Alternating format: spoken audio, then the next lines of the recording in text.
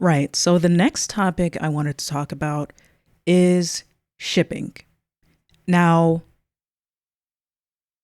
I've been wanting to talk about shipping for a while now. I was gonna use Severance, Mark Kelly from Severance, and I didn't get to it. And then I was going to use When Claire, so Wednesday and Enid from the Wednesday show, and the bad reactions that fans had to the new season and all of the stuff that was happening in the background with that. But I also didn't get to it. But we have here this show, Pluribus, and right off the bat, fans have started shipping the main character, Carol, and the main character's chaperone, Zosia. Now, I haven't synthesized all of my thoughts.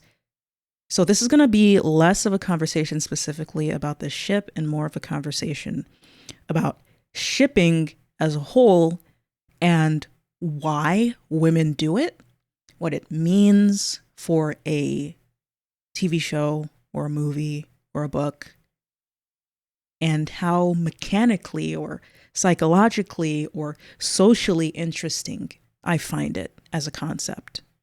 I'm going to make a separate video on this, but I have my bullet point notes here from when I was trying to make the video for Severance and When Claire. Now, you can call shipping cringe, you can call it dumb, you can say whatever you want, but shipping serves a very important social and intellectual purpose for fandoms. I would almost compare it to, you know how cows, just bear with me, you know how cows and other animals of the field, they eat grass, and then throughout the day you just kind of see them chewing on something, even though they haven't eaten recently.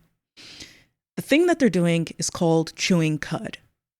They regurgitate what they have consumed earlier while grazing. And they regurgitate it because their stomach cannot digest what they've just eaten properly. Grass and vegetables, they have a lot of things that protect the inner nutrients. So when a cow chews grass, it doesn't break it apart enough, and their stomach can't break it apart well enough on its own to extract that nutrients. So a cow will regurgitate the grass into its mouth throughout the day. They'll rotate it, they will chew it, they'll break it down some more, and then they'll swallow it. And they'll repeat this process all throughout the day as they continuously extract more and more nutrients out of what they have eaten earlier. In a similar manner, it seems to me like women have an aspect about them that desires to metaphorically chew the cud of literature, of television, and of film, specifically in regards to the dynamics between people or characters. In a woman's mind, subtext and dynamics between characters they're not on the peripheral. They are central and meaty and nourishing to the woman's amount of enjoyment of a particular story. So when you enter a fandom and you don't see any women shipping or any women analyzing the dynamics between characters, I honestly think that's a big red flag and that there's something wrong with perhaps, not always, but with the way the story is being told. Because women will literally ship anything. They will ship two men together, they'll ship two women together, they'll ship a man and a woman together. It really doesn't matter because it's not about that. It's about analyzing and diving deep into, and like I said earlier, regurgitating, rotating, and re-inspecting continuously character dynamics. So, in a way,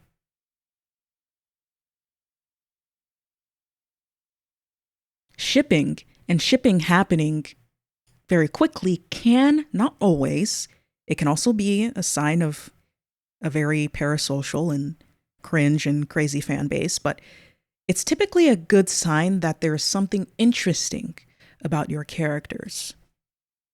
So I was very happy to see that this Carol and Zosia ship took off immediately at episode 2, all over the female side of the Pluribus fan base on social media. And it's not just good for the fans, right? Giving them something to talk about in between episodes. It's good for the franchise and the studio behind it as well. TV shows can take a long time in between seasons, especially with shows with as high of a budget and as high of a concept as this. We see it with Severance, years in between seasons. Shipping can be a gathering point or a rallying point for a good chunk of the community in those downtimes when there was no word from the creators of the show as they make the following seasons. It allows, in a way, for the entertainment of the show to sort of come out of the television itself, extending beyond it, and turning into its own self-perpetuating sort of ARG, alternate reality game type of experience where the fandom interacts with the TV show in this sort of alternate universe in real life with one another as they wait for the canon, the actual show, to continue.